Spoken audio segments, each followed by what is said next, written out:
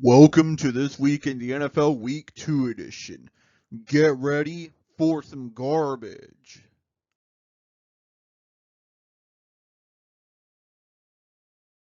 When you're a fan of a rebuilding team, you really start to appreciate the improvement on a week-by-week basis more than the actual wins themselves. So what if Mac Jones dices our defense and beats us for his first win in forever? Spencer Rattler threw 3 touchdowns on offense.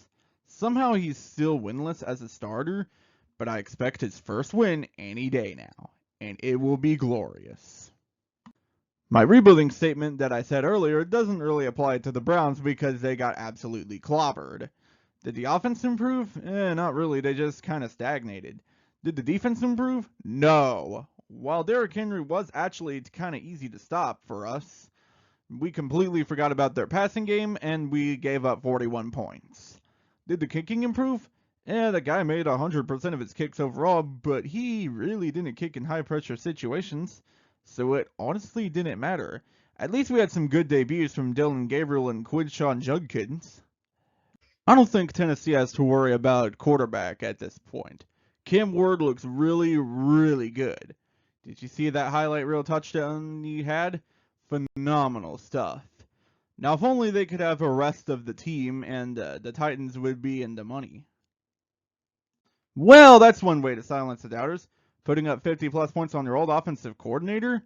I think it's safe to say that the Lions offense will be just fine this season. Then again, the Bears defensive coordinator is Dennis Allen of all people.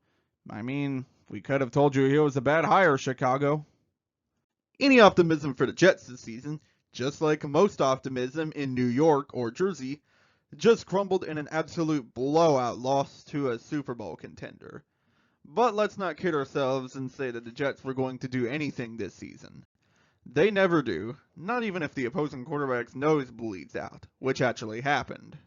Now these are the Steelers I expected to see this season. They looked awful against the middle of the road Seahawks unit. Fumbling kickoffs for touchdowns.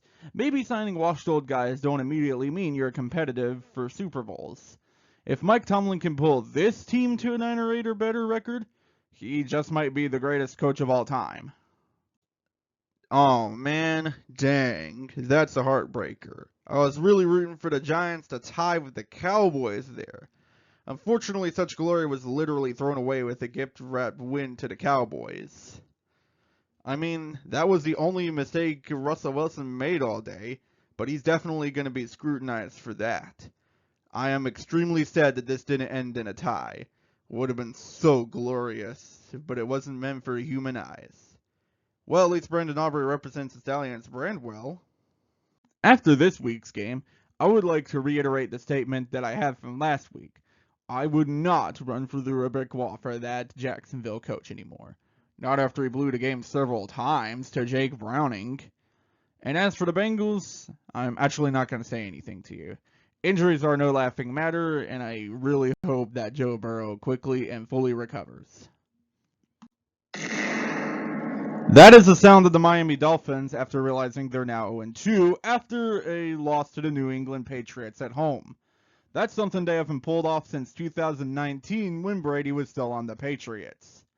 Last week the soundboard wasn't working, and I apologize for that, but this week it should be working, which is much more than I can say for the Miami Dolphins themselves.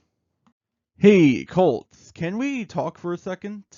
While I know you're extremely excited about these results so far, and for perfectly good reason, I urge you to look at how you won those games. The first week you played a Dolphins squad that looked wholly unprepared for you and now looks absolutely terrible. This week you kinda got bailed out by a leverage call, which for whatever reason resulted in a 15-yard penalty, and you won the game on a last-second field goal. Am I saying you aren't good? Not at all. But I'm hesitant on calling you guys good, especially when last year my team started 2-0 and finished 3-12.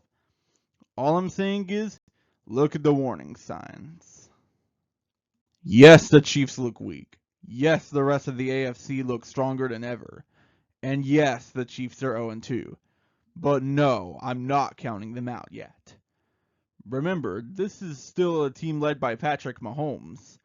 And Mahomes has yet to lose an AFC championship in regulation in a season that he started in. So yeah, forgive me if I don't count out the Chiefs just yet, because I've seen them pull crazier stuff. So, Carolina, are you going to show up in these games or not? Because this game couldn't even decide that. In the first half, you guys looked so awful, I thought Bryce Young would need another benching. Down 27-3 at one point, but then out of nowhere, the Panthers tried to come back, and Bryce Young, for a moment, silenced the doubters. The Panthers even recovered an onside kick after he scored 19 unanswered points. But then Young got sacked, and now everyone's wondering which Panthers will show up next week. I guess there's only one way to find out in the end. Well, after all that talk about how the Sunday Night Football matchup was going to be bad for football and Eagles-Chiefs would have been way better, it turns out neither game ended up that good. In fact, Cowboys-Giants would have been the best game by far to put on prime time. And, yeah, obviously people would have rioted about the Cowboys being on here twice. But, yeah, J.J. McCarthy, you gotta work out your kinks, man. What the heck was that? Payback. Remember back in 2023 when C.J. Stroud led one of his first game-winning drives against Tampa in the final seconds? Well, now the Bucs return to favor as Baker Mayfield drives down the field for a game-winning touchdown punched in by Rachaad White. I'm not super worried about the Texans right now, even if they're 0-2 and look not great on offense.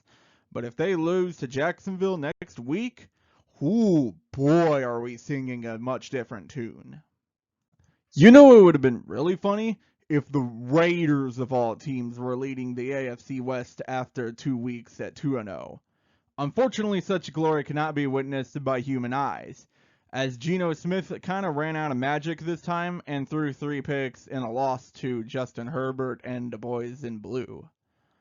Maybe Jim Harbaugh was the coach that the Chargers needed to finally get over the hump of winning the AFC West.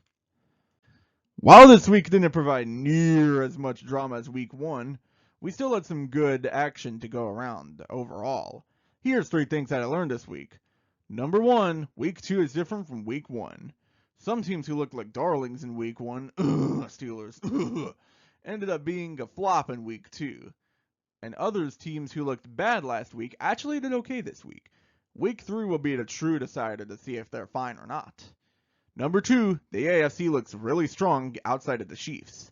The Ravens, Bills, and Chargers all won big this week. The Jaguars and Colts look like teams with that it factor too. And the Bengals, despite all the injuries they've had, are actually 2-0, and for once have had a hot start. Maybe we'll have a good AFC playoffs this year. And number 3, trust Giants quarterbacks.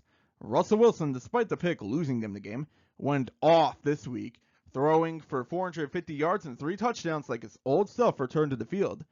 And former Giants quarterback Daniel Jones put on the show himself, tossing 316 yards and a touchdown through the air. Career resurgences are extremely fun. Well, that'll do it for this week. Thanks for watching, guys. Be sure to like, subscribe, comment, share, ring the bell, and don't forget about John 3:16. And I'll see you next time. Galatians chapter 3, verses 26 through 29. For you are all children of God through faith in Christ Jesus, and all who have been united with Christ in baptism have put on Christ like putting on new clothes. There is no longer Jew or Gentile, slave or free, male and female, for you are all one in Christ Jesus. And now that you belong to Christ, you are the true children of Abraham. You are his heirs, and God's promise to Abraham belongs to you.